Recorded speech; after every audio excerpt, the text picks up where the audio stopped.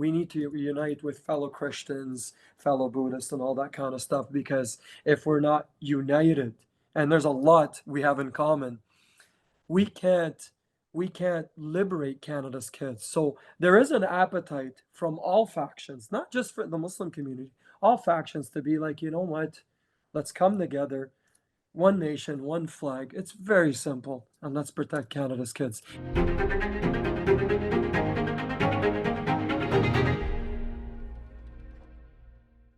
Hey, my friends, do you remember that massive march that Canada had in all of these cities?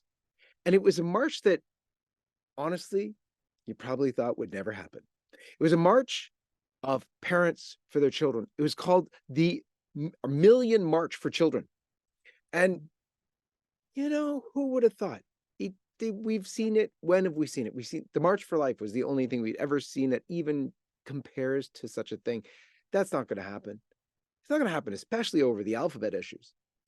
Oh, yes, it did. It was absolutely stunning. And guess what? I've got with us today the guy who came up with all this and carried it out. His name is Kamel El-Cheikh, and you're going to meet him right here. Stay tuned to the John Henry Weston Show. Listen, dear friends, long gone are the days where you and I could just simply trust what the nightly news broadcasted or consider what we read in the local newspaper as the truth.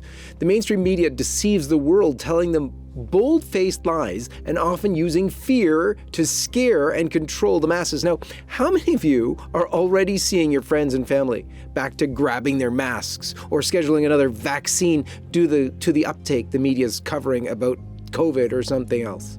Well, we've had enough. We can't let the mainstream media shape our culture and influence our family and friends. We must make sure that the truth is available to all, to remind and warn the world of the lies that are continuing to be spread. So today at Lifesite, we kick off our fall campaign, and I need your help to strengthen Lifesite's voice for truth, to keep Lifesite News fully operational in the United States, Canada, and around the world. We must raise $500,000 by October the 1st.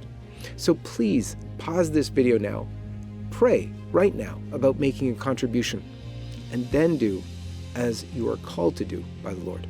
Thank you for your attention. And now back to the program. Kamel, welcome to the program.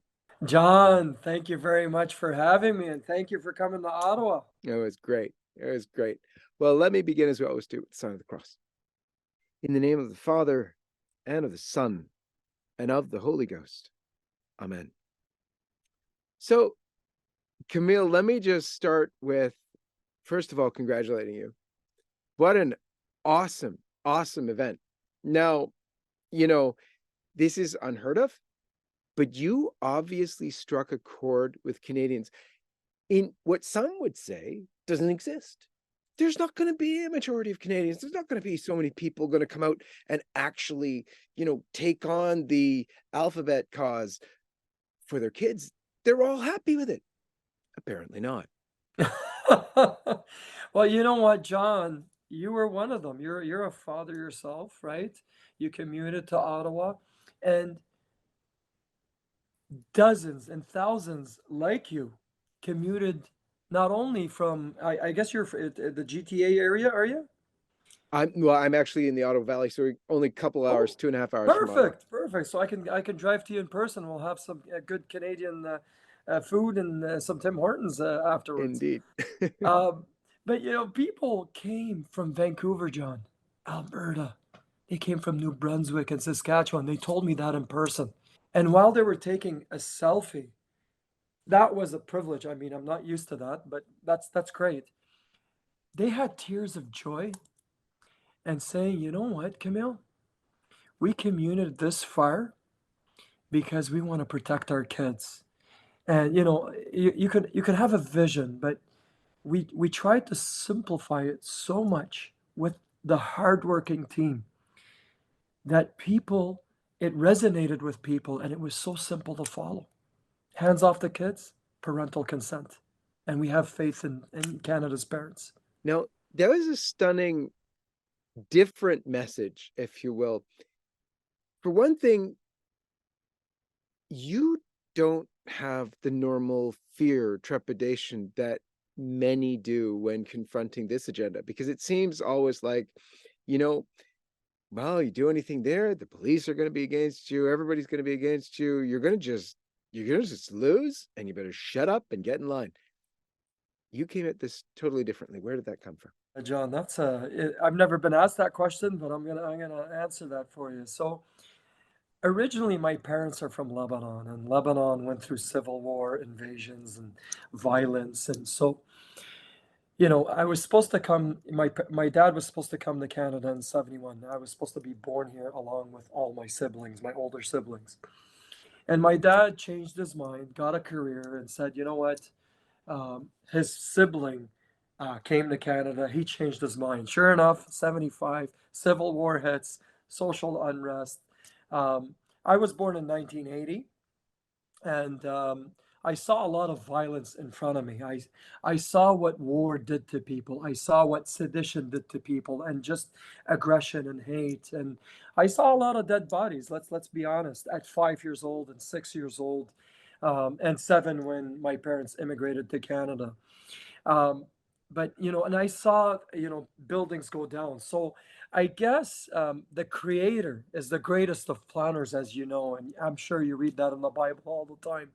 And He molds us into the person we don't know we're going to become. So I have no fear, but fear of the wrath of the Creator, because there's nothing like a person who oppresses, right? And so for me, seeing that at a young age, where a bomb should have blew up, and we you know got by, and we were very lucky, that showed me the worst case scenario type thing. And I was kind of a little traumatized a bit, but grew up in the South, saw peace in Canada, saw what Canada was made for.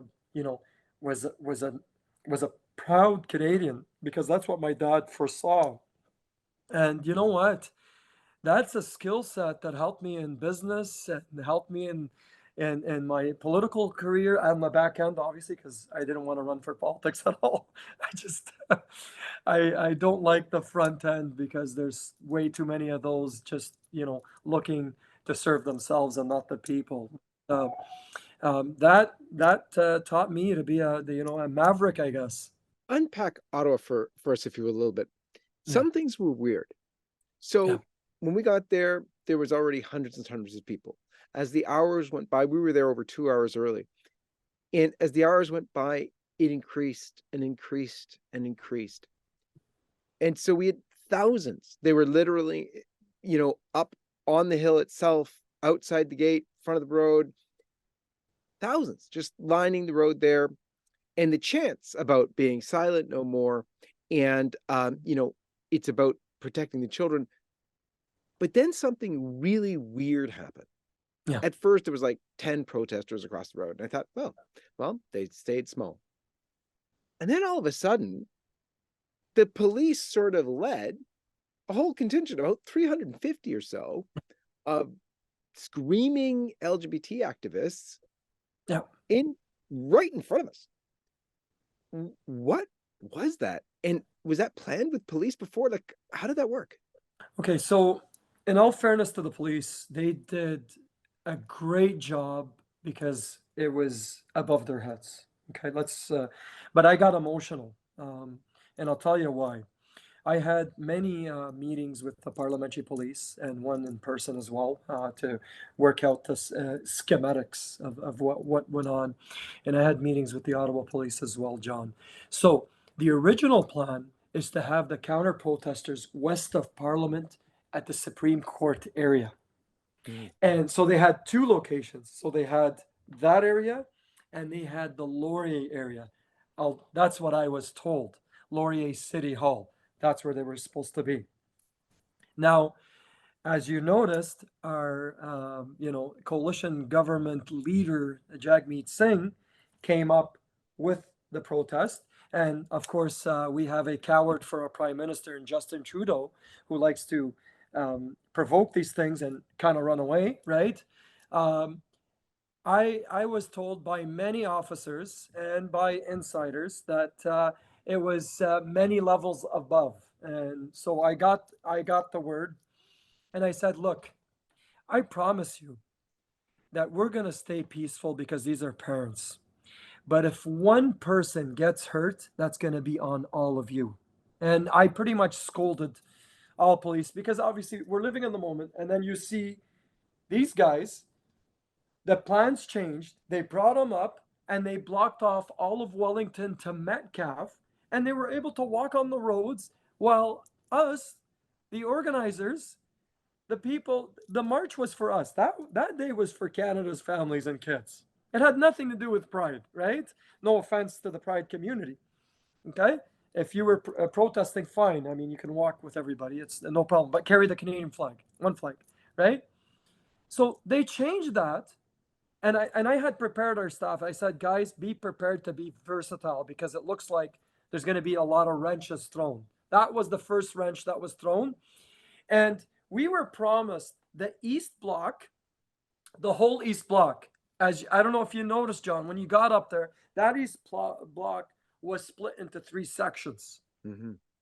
And we were supposed to get the corner of it. So that was the other change. The plan was to bring the protesters, counter protesters up there. I'm like, no, you're not doing that.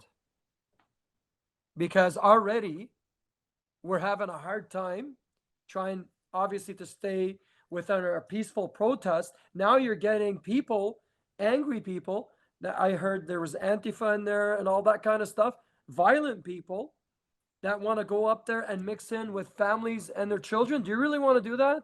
And so I had cops in tears. We got a lot of respect with each other. And one of the women cops, she was actually crying because she agreed with me. She just had to stay nonpartisan. So the police are on our side. But I said to them, look, we've cooperated with you.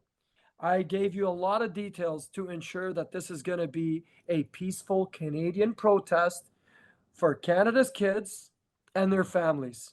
Just civil liberties. Very simple. Next time, I won't give you any more details. You're going to have to figure it out for yourself. I want these counter protesters out of here as fast as possible because we know what their opinion is. We're not here to spread violence, God forbid. We're not here to oppress. We're here, and our message was very simple. It's in our commercials. It's in our mandate. And so they started doing their job, and slowly, gradually, they started to diminish. But many of them told me, look, it's above us. We like what you're doing. Just keep it up. And we stayed on our agenda to keep everybody safe. And thankfully, it turned out to be a very good success. And apparently, I had, from our reviews in other areas, the same methods happened, especially in Toronto as well. Now, the message was very simple. Leave our kids alone. Now, from the other side, there's all sorts of screaming and colorful language, put it that way. Yeah. But the message, I mean, even what you said in the mainstream media, they've had their LGBT pride days, and you're not even contesting that, but just let us have a day for parents. Yeah. But it's not there. There's no kind of peace from that side. What's your take? Well, I mean, you said it well. I mean, again, Thomas Jefferson, I say this in almost every interview. He says freedom is the ability to agree and disagree freely. So you have Pride Day, you have Pride Week, Pride Month, Pride Season, Pride Year, Pride flags, Pride banking apps, Pride stickers everywhere. Okay? We didn't say anything. Okay? We said, hey, you have the right to your opinion. We live together as a country. I may disagree with your lifestyle just like you disagree with mine. That's why you are who you are and we are what we are. But to go and scold us for asking for something so fundamental, so simple. I brought these kids into a Maronite home, an evangelical home, a Buddhist home. Therefore, I reserve the right to be the parent because that's my right under God. They wanted to contest that. And I found that incredibly disturbing and disheartening for that matter. Hello, Lifesite friends. As many of you are well aware, communism and its forces of evil continue to be a threat, a grave threat to freedom and faith throughout the world. That's why on Tuesday, September 26th, John Henry Weston, co-founder of Lifesite News, interviewed author Kristen Van Uden about her forthcoming book, When the Sickle Swings: Stories of Catholics Who Survived Communist Oppression. Van Uden briefed Lifesite News viewers on how the communist playbook has historically been used to divide and destroy the Catholic faith of millions. Be sure to check out this exclusive interview here at lifesitenews.com/video to strengthen your faith and immunize yourself from the propaganda tactics of communism. And now, back to the program. You yourself are from a Muslim background. Yeah. And there were, and this was beautiful. I had a talk with Pastor Henry Hildebrand, and he was Amazing, man. so grateful for the Muslim community. Because if you looked, at least in Ottawa, and I presume other places, there was a majority of Muslims. Yes. The majority of them who were, and one other beautiful thing is our side had so many children. The other side didn't have any children. So there's a lot of hope for the future.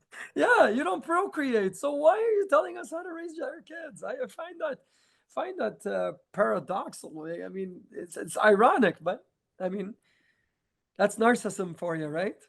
Mm-hmm.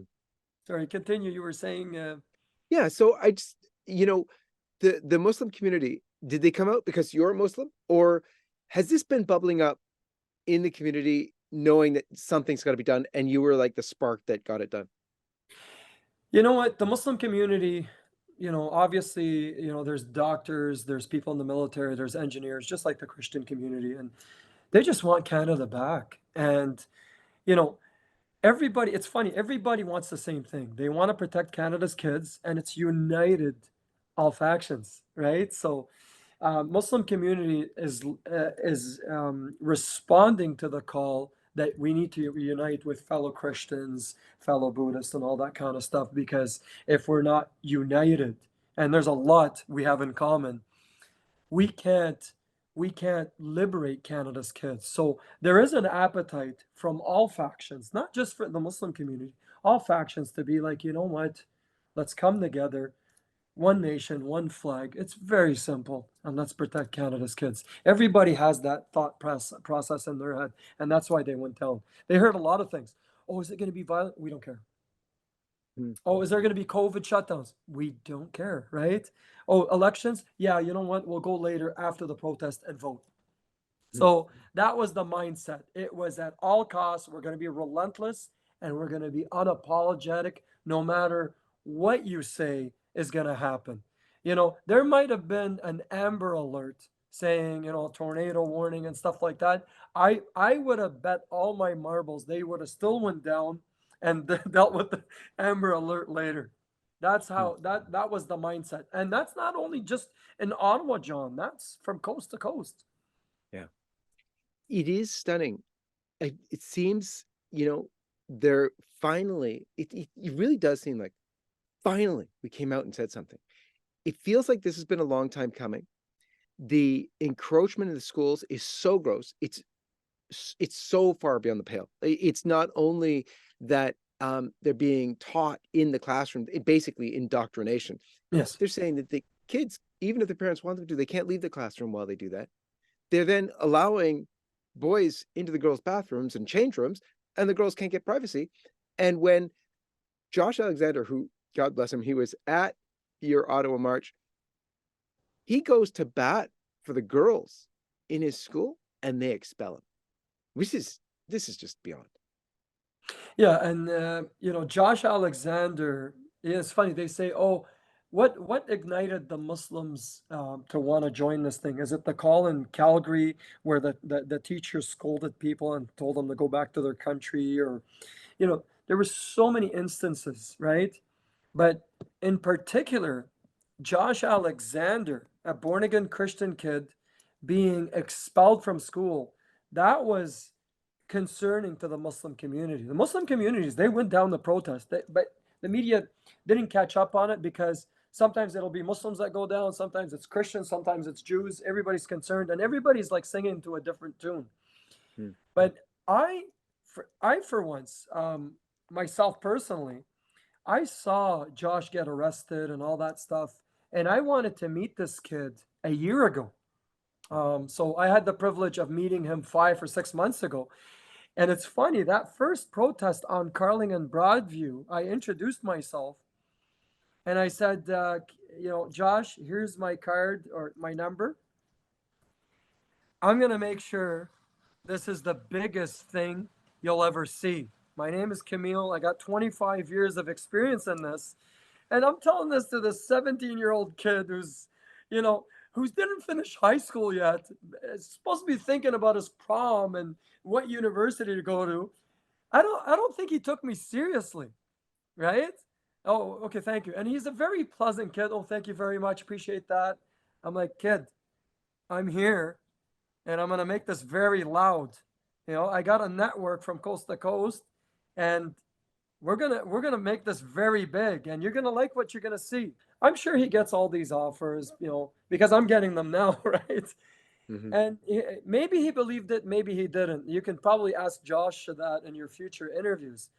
But then he started seeing me in more protests, and those protests started getting bigger. We did 15, and he's like, wow. And then I call the Million People March with our staff, and there was some, obviously, people didn't believe it, wanted to believe it, wanted it to happen.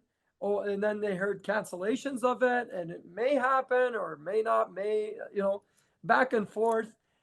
And so we made a believer out of him that day, and he came and he was very excited. Beautiful. One of the things in follow up on that, you saw his brother, they were out at another protest of their own, and they got really beat up. His brother pretty badly, Yeah, bleeding on camera, but the unfortunately. police arrested his brother. What the I'm lost for words. We Now, want to love the police. yeah. We're not the ones who go for canceling the police, but yet the police seem to be doing the wrong thing over and over again. What do you make of this? Now, I worked with police, being in the city and city management and stuff like that. I think one of the things they try to do is, when you have counter protesters, especially very violent ones, the person being targeted, they'll arrest them, put them in the car to protect them, take them away. They won't press any charges just for that person's safety. So that's no, when you have a lot of emotion, like a playoff game, people punch each other and they're emotional and then they regret later.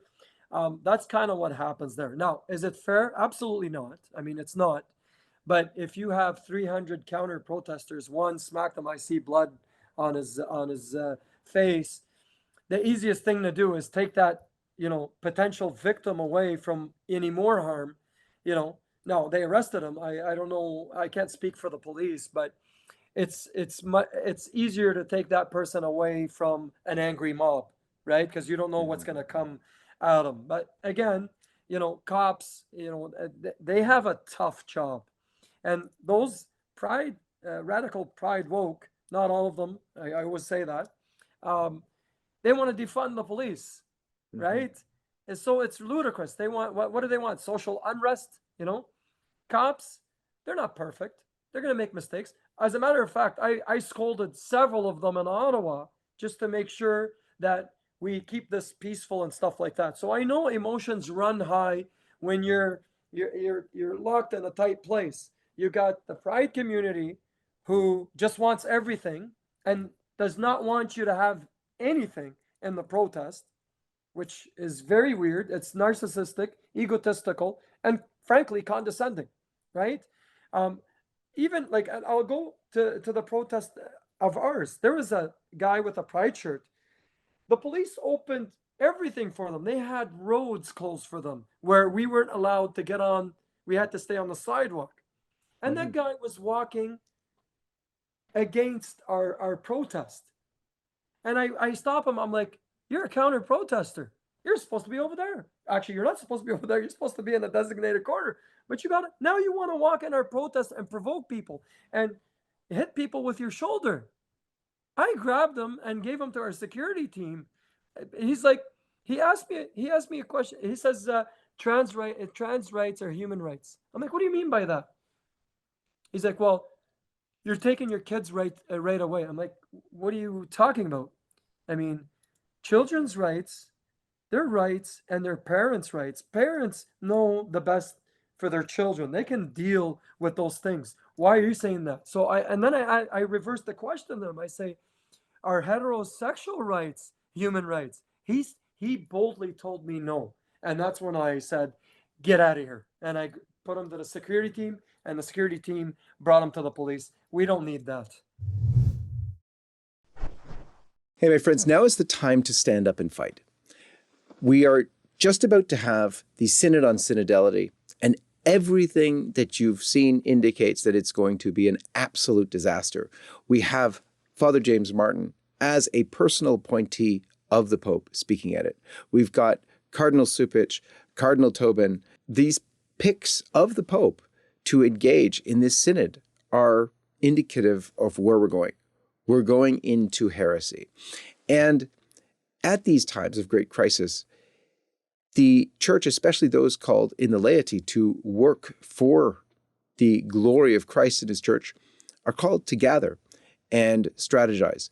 Back in 2014, Lifesite launched something called Rome Life Forum. It was a gathering at that point of some 75 life and family leaders from all around the world to strategize as to what we could do. And when we gathered, the majority of people were most concerned about what? About Pope Francis, about what was going on in Rome. But this was 2014, but the life and family leaders saw it first. Now, a decade on, we are confronted with some of the most severe challenges the church has ever faced. And so our tradition at Lifesite is to continue with Rome Life Forum, which has continued every year until we had to take a break over COVID because we weren't permitted. But we're starting it up again.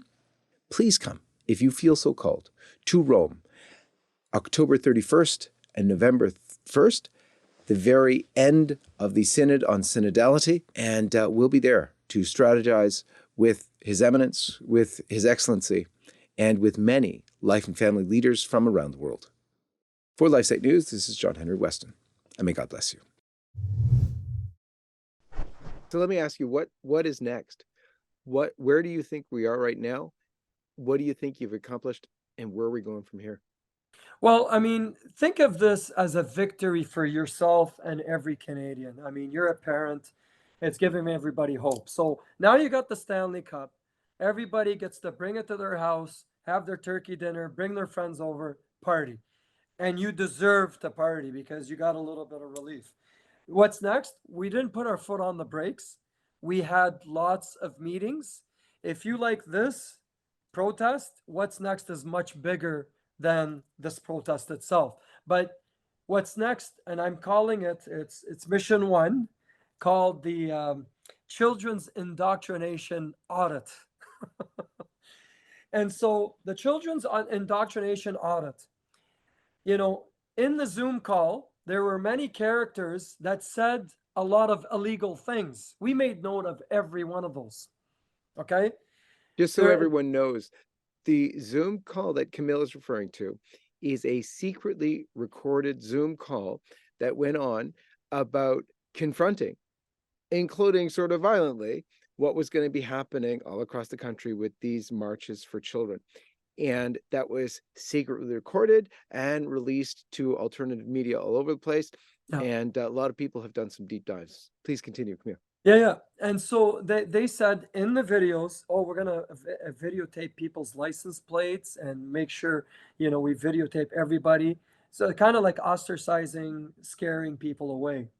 And so we made a note of that. I'm a former auditor. So, oh, really? You're going to do that, eh? So we have records of all these things, and we're collecting a lot of records on all these people because at some point, we're looking for many of them to resign, okay? Especially the unions. I managed 6 unions when I was manager and 1 non-union role. So I had to look at different bargaining agreements and make sure I managed thousands of employees within their respective agreements. But one thing we do know, John, you're a bright man. What do you know about unions? They're supposed to be for the workers, but unfortunately they're not. They're usually for themselves. That's right. But you can also vote them out, right? So the union took a political stand, stood up with Jagmeet Singh. Now, they did represent one type of Canadian, and that's the gay group, the homosexual group, Pride group, and that's 1.74% of the Canadian populace. That's fine, you're representing those workers. But what about the 98.4%? So you pretty much forced your opinion on the people paying your union dues. So guess what? That's a violation of union representation. So we made a note of that, and we're doing an audit on all their agreements and the people they represent, and we're going to address that accordingly. So the children's indoctrination audit has an element of that. There's elements of potential protests. There's elements of putting pressure on different levels of government. But we also know from our intelligence that the government union and the teachers union, they put fear mongering with their workers not to come to the protest. And so we're making notes of that. We're collecting data from coast to coast, because here's what's going to happen. The union member for QP who's outspoken, oh, he's made several mistakes. And let's go on the record. You made a lot of mistakes that if I was him, I would probably resign, okay? Because moving forward, life is not going to be as easy as it was him being union head and the honeymoon and us not trying not to be disrespectful to the Pride community and being quiet, right? And they have their honeymoon and all the Pride stuff. Now we're looking at them with a magnifying glass, and we've managed to see a lot of major mistakes. And these mistakes, obviously, I said before, we're going to make sure people eat their words, right? And we're building the biggest criminal lawyer team in the country. You made a lot of mistakes, and I would be worried if I was you. Now, my suggestion, resign. Then you probably don't have to worry as much, right? But again, the union misrepresented its paying members, and that's a violation of the union code.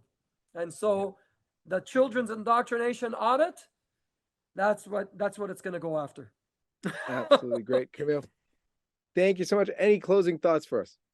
Well, I'm going to say to you, John, people, as I promised you that the Million People March is going to be a successful one, I'm going to promise you that this children's indoctrination audit is going to make the Million Person March look like kindergarten. I promise you that. That's my second promise now. Very much looking forward to it.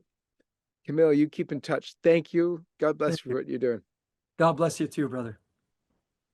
And God bless all of you. And we'll see you next time.